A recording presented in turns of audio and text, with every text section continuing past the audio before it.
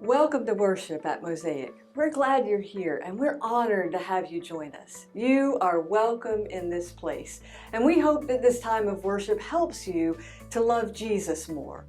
We want to prepare you for what you're about to experience. Our worship is more high touch than high tech. As a missional community, ours is an embodied faith. So we spend our energy loving kids with disabilities and loving people in recovery and folks working toward their GED and all kinds of people ready to move forward with their lives. So when our people gather to worship, we look a lot like a mosaic, and that may be hard to catch on a screen. So we wanted to let you know up front who we are so you'll be better able to appreciate what you experience here. There's a lot that happens among us as a community that doesn't show up on camera. And that's why we really hope you'll be inspired to find your way all the way into our community. Let us help you find a family, or encounter your life in Christ, or discover community, or become whole, or experience the Lord's presence, or get to know Jesus. That's what we do best. And thanks for being with us. May God bless you richly as you worship the one who loves you best and loved you first. So let's talk about today's message in the series. I want to kind of intro the series first. Brilliant people have had huge questions about God. Christopher Hitchens, famous atheist, wrote the book God Is Not Great. Richard Dawkins, another famous atheist, wrote The God Delusion. Sam Harris is the author of The End of Faith. Bill Maher and Larry Charles produced the film Religulous. And Julia Sweeney talks about abandoning faith in her one-woman show called Letting Go of God. All these bright and successful people struggle to find their way to God. And they all seem to have asked the same question. Why is faith such a hard thing to grab hold to? If God exists, why doesn't he make his presence more easily known? Why doesn't he give more tangible, verifiable evidence? If there is a God and he created us and made us with the power of reason, then why doesn't he provide us with objective facts to prove his existence rather than forcing us to find him through faith? The question beneath all those questions is really this: why faith? Why faith? Wouldn't it be easier for us to just know rather than having to believe? I mean, if all eternity hangs in the balance, why do this the hard way? That's what I'm thinking about as we head toward Easter. And to deal with those questions, I want to look at the stories of people who actually saw the risen Christ in the first century, for whom knowing was not just a matter of faith. And I want to talk together about how that encounter settled with them and what their experience teaches us about encounter and faith and trust and going with God. So we begin the story in the book of John, because the whole message of John can be summarized in one word: believe. The whole thing. So John walks us through story after story and lesson after lesson about the nature of Jesus, and his book culminates in the poster child for all eyewitness stories. And I want to read the whole story with you and then go back and pull it apart so we can get all the good out of it. So look with me at John chapter 20. We'll start in verse 19. And so the best way to engage the message is with your Bible, something to write on, something to write with. You're really going to want to take notes on this one because I give you lots of stuff. We're going to get a little bit Greek geeky up in here today. So look with me at John 20, beginning with verse 19. We're going to read the whole thing so you can get the bird's eye view, and then we'll come back and we'll pull it apart. On the evening of that first day of the week, when the disciples were together, with the doors locked for fear of the Jewish leaders, Jesus came and stood among them and said, "Peace be with you," which is sort of a little bit funny, don't you think? Like, I've just walked through a wall and a door, and I died and other stuff, but hey, hope it's all good with y'all. So this is verse 20. So after he said this, he showed them his hands and his side. The disciples were overjoyed, I bet that's an understatement, when they saw the Lord. Again, Jesus said, "Peace be with you." As the Father has sent me, I am sending you. And with that, he breathed on them and said, receive the Holy Spirit. If you forgive anyone's sins, their sins are forgiven. If you do not forgive them, they are not forgiven. Now Thomas, who's also known as Didymus, one of the 12, was not with the disciples when Jesus came. So the other disciples told him, we have seen the Lord. But he said to them, unless I see the nail marks in his hands, put my finger where the nails were, and put my hand into his side, I'm not going to believe. So a week later, his disciples were in the house again, and this time Thomas was with them. I bet he was. Though the doors were locked, Jesus came and stood among them again. He did it. I love this. And said, peace be with you. And I bet it was just as unpeaceful the second time as it was the first time. How do you do that? And then he said to Thomas, put your finger here, see my hands, reach out your hand and put it into my side. Stop doubting and believe. I want you to underline that sentence. If you have the NIV, or really whatever version you have, underline that sentence. I'm going to come back to it. There's a little bit of a question there. Stop doubting and believe. Thomas said to him, my Lord and my God. I think actually the way you say that line is on your knees, my Lord and my God. And then Jesus told him, because you've seen me, you have believed. Blessed are those who have not seen and yet believe. Jesus performed many other signs in the presence of his disciples, which are not recorded in this book, but these are written that you may believe that Jesus is the Messiah, the Son of God, and that by believing you may have life in his name. So I want to pull this story apart for you, but first, I have a confession. I hit a pole. You can go ahead. I really did. I hit it. I hit a pole last week. Those of you who are more familiar with my driving history may be disappointed, but you're not surprised. My relationship with cars is complicated. So, evidently, is my relationship with poles, because this is not my first pole. The first wreck I had ever was when I hit a pole when I was 16 or 17 years old on Central Avenue. So you can't blame last week's pole on my age, because I've been doing this a long time. The second pole I hit was in a parking lot somewhere between Athens and Atlanta, and like the parking lot pole I hit last week, that pole also totaled my car, which says a lot more about the value of my cars than the extent of the damage. Although the pole last week really definitely won. The third pole I hit, which was not last week's pole, was technically not my fault, okay? I would put the responsibility more on the car. True, I left it running and in gear when I went into Kroger to pick up a birthday cake from the deli, but I was at the deli counter, when the announcement came over the intercom asking the owner of a white Toyota Corolla to go to the parking lot because their driverless car was riding through the lot by itself. And I didn't hear the announcement because I was at the deli counter ordering a birthday cake. I didn't connect the dots when I heard people laughing about it. So when I finally did get out there, the car had already hit the pole. So I ask you, is that my fault or is that the car's fault?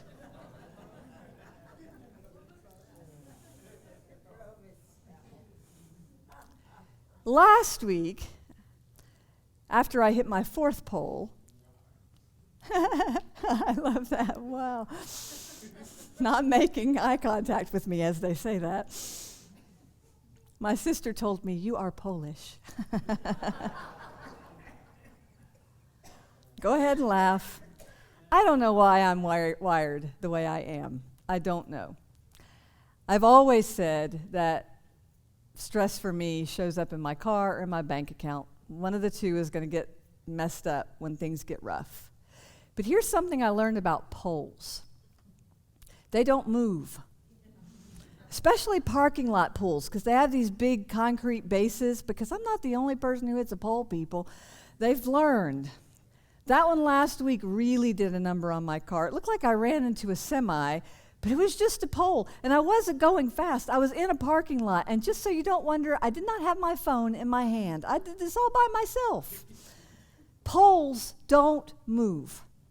And I'm telling you this whole story not to confess my conflicted relationship with cars and poles, but because my ego is eclipsed by my passion for a good metaphor. And if my story isn't a metaphor for Thomas's story, I don't know what is. This is exactly what Thomas was so interested in. I believe he was in search of something immovable that he could slam his doubts up against. When he told his friends, I'm not interested in what you think you saw or heard, because frankly, you guys haven't been the brightest bulbs in the box on this journey with Jesus. So I want my own firsthand experience. I want to know this thing we've been preaching is solid, and I want the kind of evidence that doesn't move when you push against it, that doesn't wobble when my faith falters. I think that's what Thomas was after, what he wanted. He wanted to be able to push up against it. Maybe he even wanted to be able to crash up against the whole idea of Jesus and everything he taught them and find that Jesus and the truth he taught was immovable. And because Thomas is our eyewitness to what he found when he ran into the risen Christ, I want to show you what Thomas saw. So let's look again at John chapter 20. The stuff in front of verse 24 is awesome, but I want to start with verse 24. Now Thomas, also known as Didymus, both words, Thomas and Didymus, mean twin. One of the 12 was not with the disciples when Jesus came. So the other disciples told him, "We've seen the Lord." But he said to them, "Unless I see the nail marks in his hands and put my finger where the nails were and put my hand into his side, I won't believe it." In that moment, according to the story, it isn't that Thomas didn't believe in Jesus. Thomas didn't believe his friends. That's a big difference. He hadn't laid it all out on the line, set his whole life aside for 12 guys he barely knew before Jesus showed up and who, frankly, had not been all that faithful themselves along the way. I remember when I was in seminary, one day in my philosophy class, the professor walked in. The first thing he asked was, if the news came out tomorrow that they'd found the bones of Jesus, that those bones were irrefutably his, that it could be demonstrably proved that he had not risen from the dead, would you still follow him? He asked for a poll. Raise your hand. And most of the class said yes. They'd still follow Jesus, even if it could no longer be proven that he had risen from the dead. They would still want to believe in what he taught, still want to feel the good feels of the story. Dr. Walls was mortified, called us a bunch of liberals, theological liberals. Spent the rest of the class telling us why Orthodox Christianity is not a feeling, it's not a fairy tale, it is an immovable fact, and that nothing less would be worth giving our lives for. So what makes a thing immovable? Look at verse 26. A week later, his disciples were in the house again, and Thomas was with them. And though the doors were locked, Jesus came and stood among them and said, "Peace be with you." So one of the few magic tricks Jesus performs, Jesus' miracles to this point have mostly been healing miracles, with the possible exception of walking on water. But right here, Jesus does a thing, probably for Thomas' sake. Because Thomas was looking for a pole to slam his faith up against. He wants to be able to push against something and feel it not move. And so Jesus does this sort of visual aid thing. Look, there's all kinds of things in this world that are movable. I can walk straight through walls and doors. Lock it as much as you want. Material doesn't necessarily mean material in the spiritual realm. Jesus wants Thomas to, look, don't put your trust just anywhere. I get you. I get you. Find out that truth is not relative, that there is such a thing as absolute truth. And right there, Thomas gives us such good permission. He shows us we don't need to be afraid of banging up against ideas about Jesus to see what they're made of. Whether those ideas are the feelings we have, the circumstances in our lives, or especially what we think about Jesus in the Bible. If it's movable, we need to walk away now. And that, friends, is not at all the same as doubting. So what's the difference between doubt and discernment? Look at verse 27. Then he said to Thomas, Jesus said to Thomas, put your finger here, see my hands, reach out your hand and put it onto my side. Stop doubting and believe. That's how the NIV puts it. Stop doubting and believe. But this is one of those places where I have to grieve a translation, and it is not the majority translation in the story. It's not actually what it says in the Greek. There are a lot of words for doubt in the Bible, but none of them are used here in John 20:27. And for the record, most other translations other than the NIV don't use the word doubt in this verse. The literal translation is, don't be faithless, be faithful. Do you see the difference? So how would a translator get the word doubt from a Greek word that doesn't mean that? Well, I want to give the translators the benefit of the doubt here, and this is where we're going to get Greek geeky up in here. So get your pencil out so you can write some things. We're going to assume they understand all the ways the concept of doubt is used in the New Testament Greek, and I want to show you the options because there's 6 different words for doubt in the New Testament in Greek. And I think maybe Thomas can help us diagnose not just his story, but ourselves. So there are 6 different words for Greek and for doubt in Greek in the New Testament. I want you to write down. You don't have to write the Greek word down. I don't know that that's going to be so helpful to you. But write the definition down, and then I'm going to ask you to ask yourself which one of these fits me. So the first one is aporeo. It means to be without a way. Think, no idea which way to go. It's the person, all right, I'm just making up something here.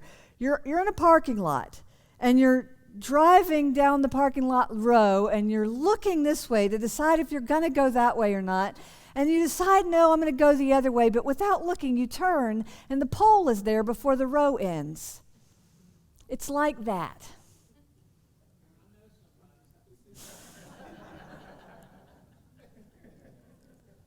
Think confusion. I just got confused. Aporeo, to be without a way. The second one, diaporeo.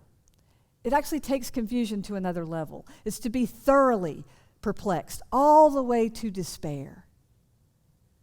That's a good one. To be thoroughly perplexed, all the way to despair. That one feels to me like paralysis by analysis.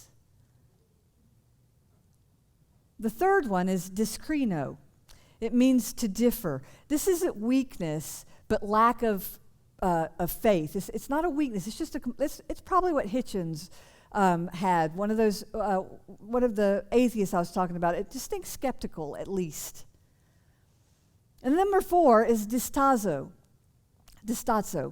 To stand in 2 ways or to straddle the fence. People often assume they'll connect this word with Thomas since he was known as the twin, and they want to say that, this was Thomas. He was in 2 places at once, almost like 2 of him, like twins of him. But it's possible that Thomas was actually really a twin, that he was called that by his mom and dad because he was actually really a twin, and that this doesn't have anything to do with him because the word's not used. This word is not used in John 20. It's just shifting between positions, wanting to have our cake and eat it too. The last 2 are the most interesting ones to me. Metorizo. Metorizo means to live in suspense.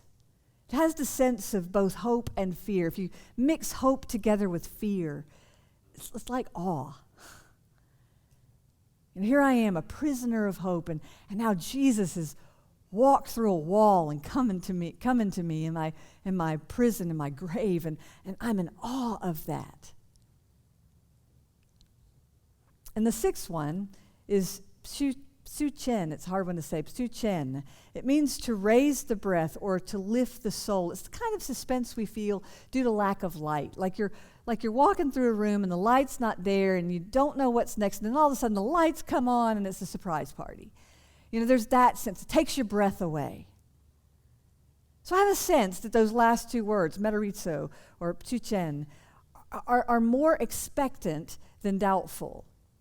It's that feeling of stepping out into thin air and trusting the zip line will catch you. You know it will, but there's still a little bit of fear there.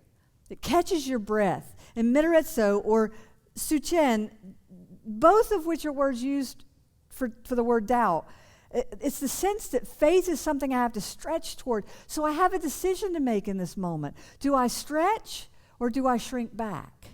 That's how the doubt comes in. There's a decision in the middle of it. And I believe this is the invitation that Jesus gave Thomas. It was not an admonition or a diss. It was an invitation to stretch past the physical fact of Jesus, which is important, but not the destination. Do you hear me? To stretch past the physical fact of Jesus to the presence of Jesus. Because presence in the Greek means not just seeing, but absorbing. So this, don't be faithless, but have faith, was an invitation to, take time to stick your finger through the nail prints in my hands and to put your hand in my side, but don't stop there. Go beyond what your eyes can see to an encounter with the presence of the living Christ. And this invitation still stands today in front of anyone who is wrestling between doubt and faith. It is Jesus saying, I get it. I get it. If you weren't living in the first century, you didn't get to stick your hands in nail prints, to put your hand in my side. For anybody who lives after those first eyewitnesses, I'm invisible. This is Jesus talking. And some of the stuff I do doesn't make logical sense, but here it is, friend. Here's the truth, standing before you, inviting you to step into not just the facts, but also my presence. Inviting you, in fact, to slam your doubts up against that and to find me to be solid. So faith is a choice to move from wandering aimlessly to a life of purpose, to move from despair to joy, from weakness to strength, from fear to hope. It is an invitation to let the very fact of Jesus take your breath away, to lift your soul out of darkness and into light. And it happens by presence, not just by seeing, but by absorbing.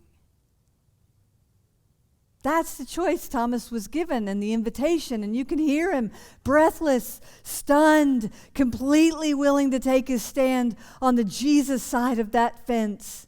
Thomas said to him, "My Lord and my God." Can you hear him breathless? Say that together with me, my Lord and my God. Say it together, my Lord and my God. Close your eyes and say it like prayer, my Lord and my God. This is the immovable pillar of truth that holds everything else together, the entire story of God. This ancient confession, Jesus is Lord, holds all of it together. And John uses Thomas's confession to confirm the very opening lines of his book. John 1:1, in the beginning was the Word, and the Word was with God, and the Word was God. John's whole gospel has been making that point so he can finally fully invite the reader to believe and to let that truth stand as a pillar in the middle of my life and yours, holding it all together while life slams into it on every side. It stands, my Lord and my God, immovable.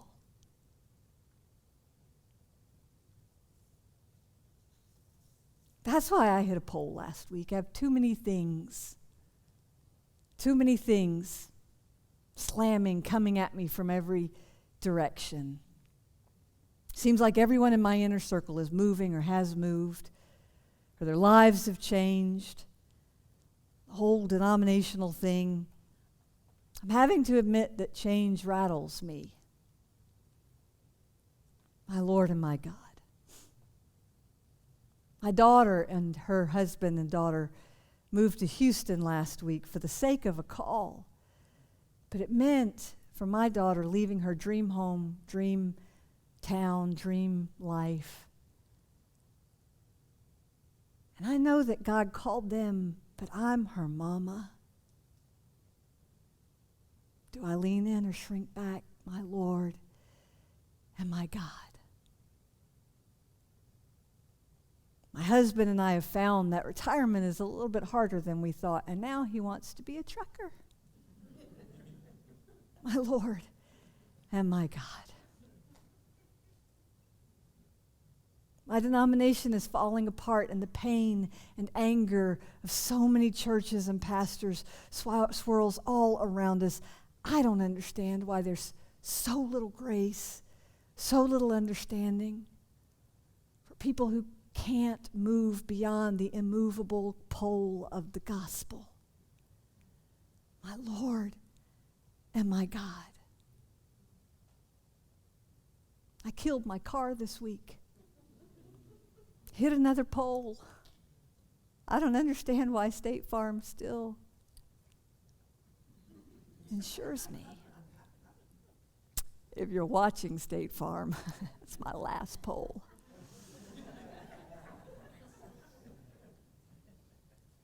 I had to come face to face with the overwhelm of the season.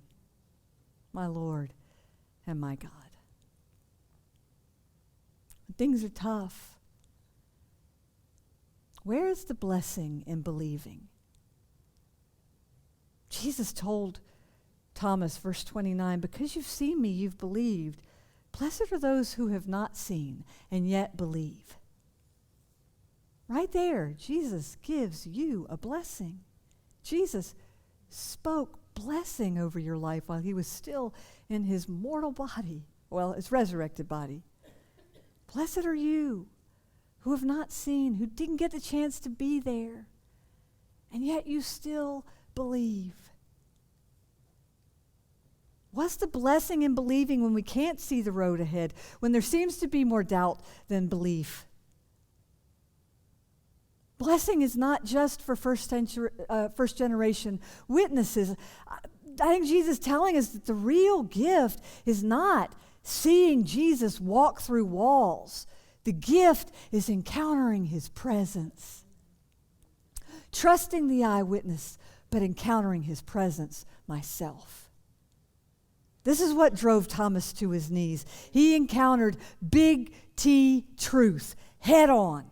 Immovable truth, and everything else had to bend around that truth. So what Thomas sees and what he attests to is the full revelation of God in Jesus Christ. When you get it, you get it. So go after presence, friends. Go after presence. Go after encounter. How do you get faith?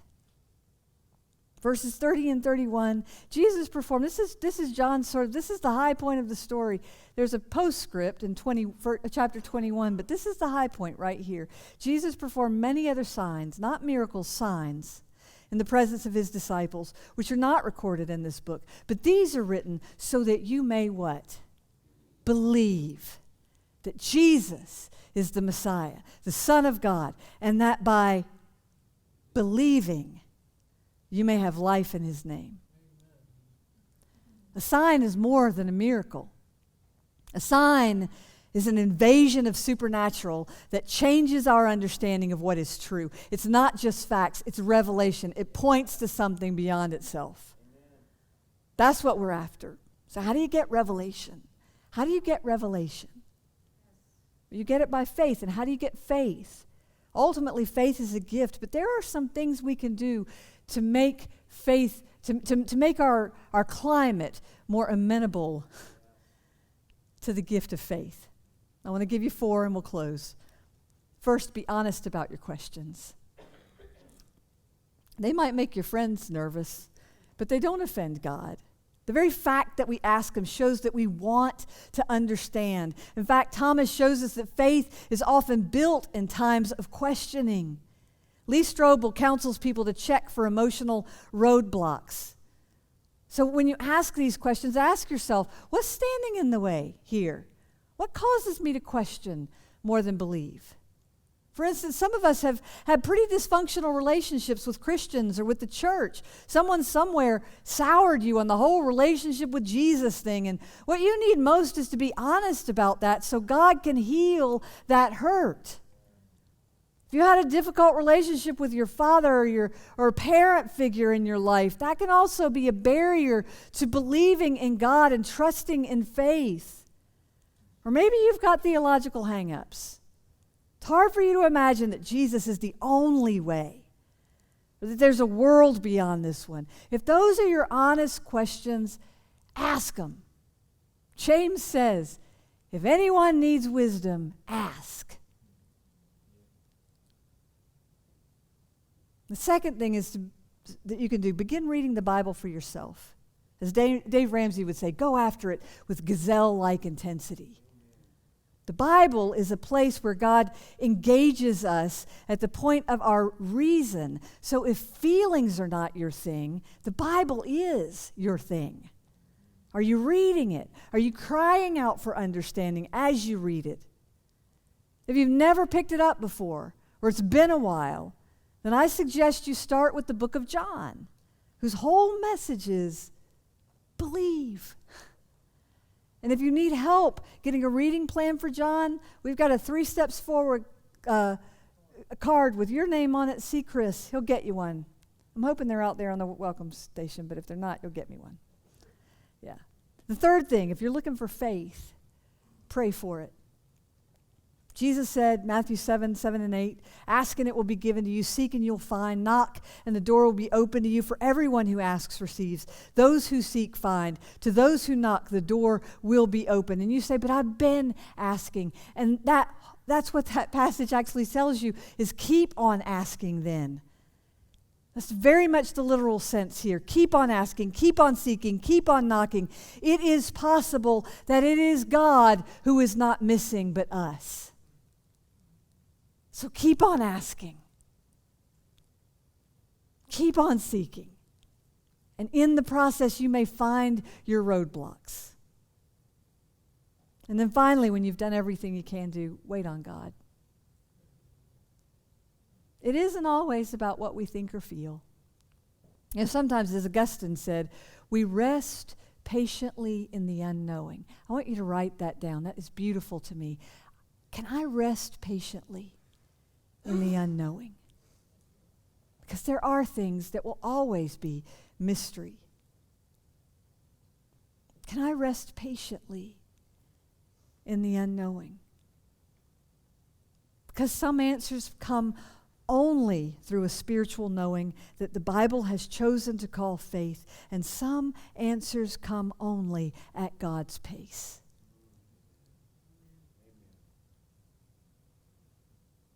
Will you stand?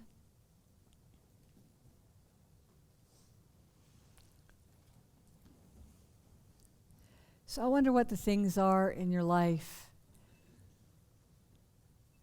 that maybe have given you the feeling of overwhelm. And what you really want to do is just throw them up against the immovable pole of Jesus and make sure that Jesus is bigger than the thing. Make sure that in a battle between Jesus and that thing, Jesus wins. Today would be your day to do that. To come before Jesus and say, look, it's just too much. It's too much, and I need to know that you are bigger than this. I need to know that in the midst of so many moving parts in my life, you are immovable.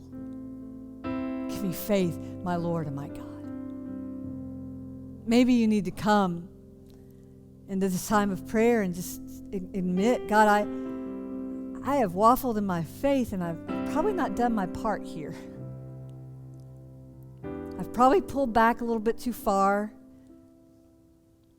I've straddled the fence. I've wanted my cake and eat it too. I've preferred my confusion to your clarity, because my confusion allows me to live the way I want to live. I want to blame it on you, but it's me. It's me.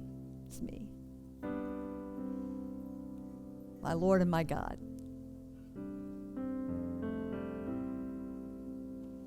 Maybe today is the day for you finally to just say it for the first time, or to say it again. None of the other things I have slammed up against are working for me. Jesus, I'm ready to put my stock in you, my Lord and my God. If you'd like to come and kneel here and let Jesus deal with you, I want to invite you to come, spend time here. If you'd like someone to pray with you as we sing this last song, I would be so pleased to pray with you. I'm going to pray with you now, and then I'd be so pleased to pray with you. I'll be over here. Mark, I'm going to ask if you would just come and stand over on this side. There'll be somebody on either side. That way you can come and just let's pray for you. Jesus, I want to live in your promises and not in my doubts.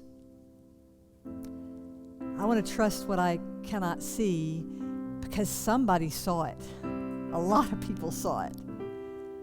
I want to lean on those good people who are willing to give their whole lives for the sake of this gospel. And I too, Lord, I want to stay. I want to be in their company. I want to give my life for the sake of this gospel too.